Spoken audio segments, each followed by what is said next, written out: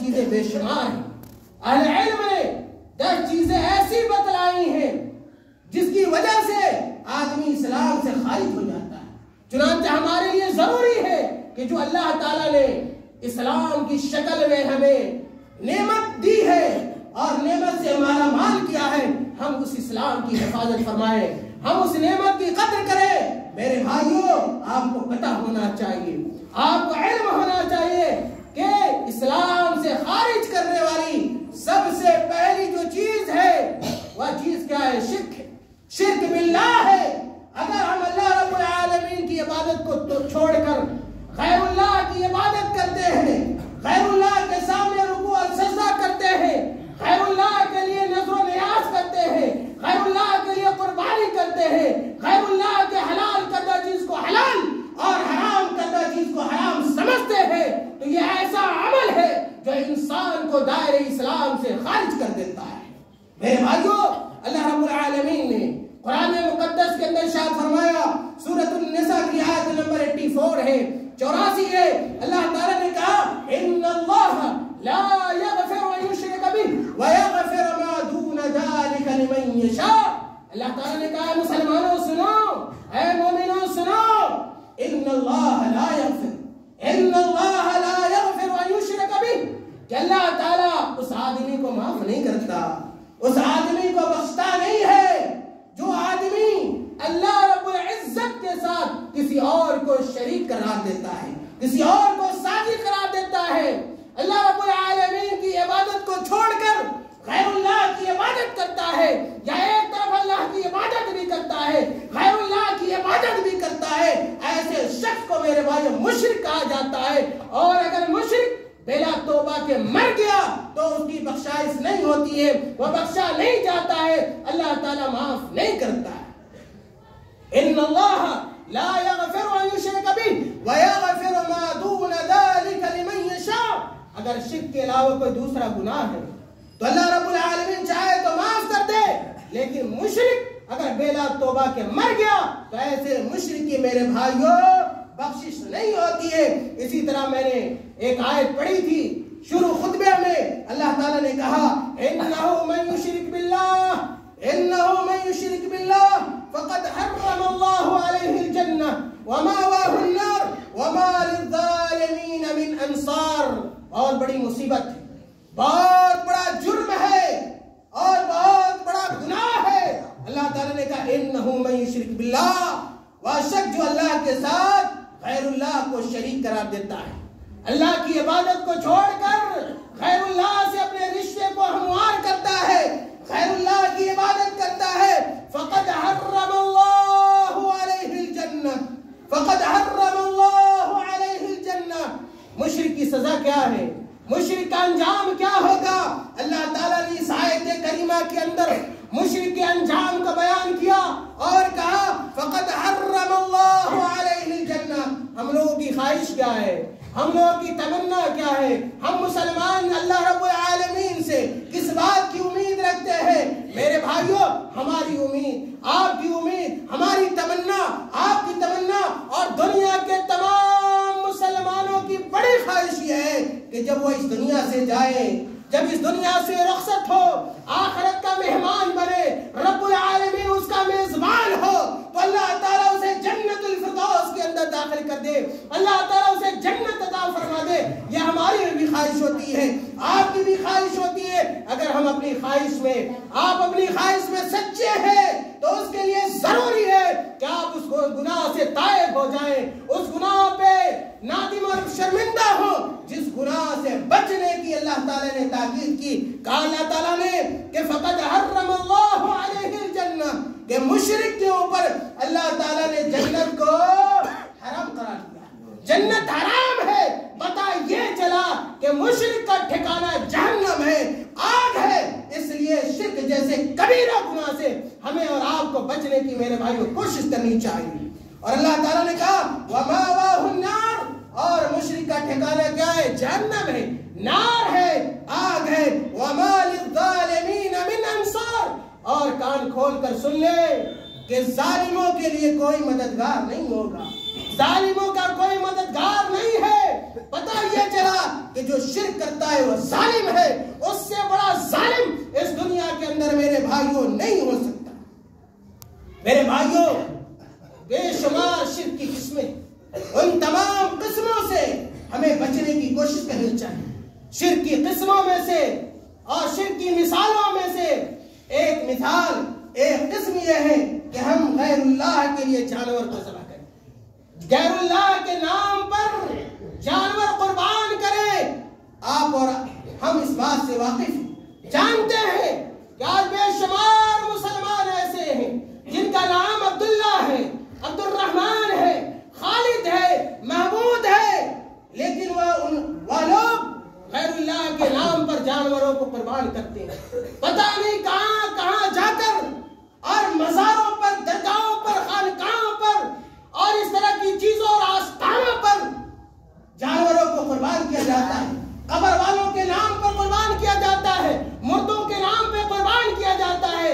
میرے بھائی یاد رکھیے، یہ شرک ہے، شرک باللہ ہے، اور ایسا گناہ ہے جس کی وجہ سے آدمی جہنم میں داخل ہوگا۔ اللہ تعالیٰ نے قرآن کریم کے اندر ارشاد فرمایا، قل ان صلاتي ونسكي ومحياي ومماتي لله رب العالمین لا شریک لہ۔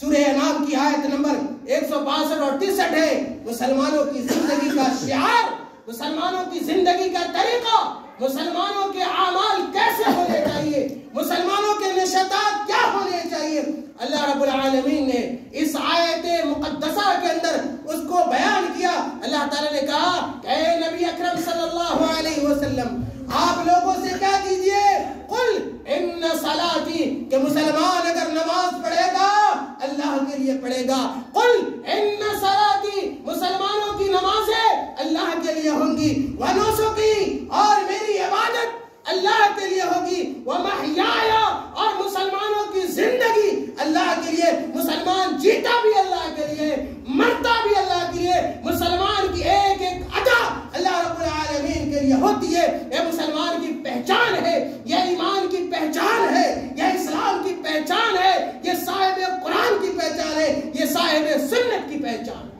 قل ان صلاتی ونسکی ومحیایا ومماتی، اور اللہ کے نبی صلی اللہ علیہ وسلم آپ کہہ دیجئے، اور میرا مرنا بھی للہ رب العالمین، یہ ساری چیزیں اللہ رب العالمین کے لیے، لا شریک لہ، لا شریک لہ، ایک پیغام ہونا چاہیے، یہ صدا ہونی چاہیے، یہ شعار ہونا چاہیے۔ ہم جہاں بھی رہے، جس حالت میں رہے، آبادی کے اندر رہے یا ایک جنگلات کے اندر رہے، ہماری زبان سے لا الہ الا اللہ محمد رسول اللہ کا ترانہ اور نغمہ جاری ہونا چاہیے، لا شریک لہ، اللہ رب العالمین کے علاوہ کوئی معبود حقیقی نہیں ہے۔ میرے بھائی، اسی طرح بہت سارے لوگ اللہ تعالیٰ کی ذات کو، ذات واحد کو چھوڑ کر غیر اللہ کو بلاتے ہیں۔ مصیبت کسے نہیں آتی، پریشانیاں کسے نہیں آتی، آزمائشوں کا سامنا کسے کرنا نہیں پڑتا۔ میرے بھائیو، آپ دیکھیں انبیاء علیہ السلام، حضرت آدم علیہ السلام سے لے کر جناب محمد مصطفیٰ صلی اللہ علیہ وسلم تک یہ برگزیدہ انبیاء علیہ السلام تھے۔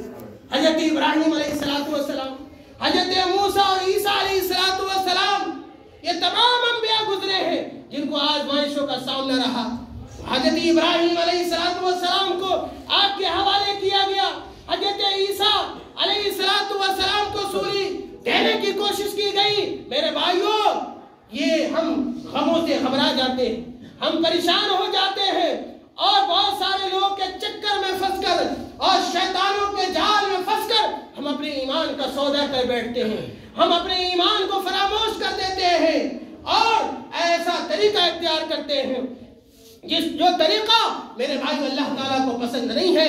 اگر ہمیں مصیبت آئے، اگر ہمیں پریشانی لاحق ہو، تو ہمیں اس اللہ کو بلانا چاہیے، اس اللہ کو پکارنا چاہیے، اس رب العالمین سے دعا اور مناجات کرنی چاہیے جو دینے پر قادر ہے، جو مصیبتیں بھی اللہ رب العالمین کی طرف سے ہوتی ہیں، آزمائشیں اسی کی طرف سے، اور نعمتیں بھی اور مصیبتوں کو ختم کرنے والا بھی میرے بھائی اللہ رب العالمین ہے۔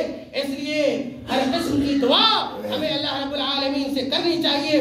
میرے بھائیوں، اللہ کے نبی صلی اللہ علیہ وسلم نے ارشاد فرمایا، بخاری کی روایت میں نے پڑھی ہے، حضرت عبداللہ ابن مسعود رضی اللہ تعالیٰ عنہ اس حدیث کے راوی ہیں، بیان فرماتے ہیں کہ اللہ کے نبی صلی اللہ علیہ وسلم نے کہا، من مات وهو يدعو من دون اللہ ندا دخل النار۔ میرے بھائیوں، اللہ کے نبی صلی اللہ علیہ وسلم کا پیغام ہے، اللہ کے نبی صلی اللہ علیہ وسلم کی حدیث ہے، صحیح حدیث ہے، بخاری نے، امام بخاری رحمہ اللہ نے اپنی صحیح کے اندر اس حدیث کو بیان کیا ہے، کہا من مات وهو يدعو من دون اللہ ندا دخل النار، کہ جس آدمی کی موت اس حالت میں ہو گئی، جس آدمی کی موت اور وفات اس حالت میں ہو گئی، وهو يدعو من دون اللہ ندا، کہ وہ دنیا میں اپنی زندگی میں غیر اللہ کو بلاتا تھا، غیر اللہ سے فریاد کرتا تھا، اس کی قبروں پر جایا کرتا تھا،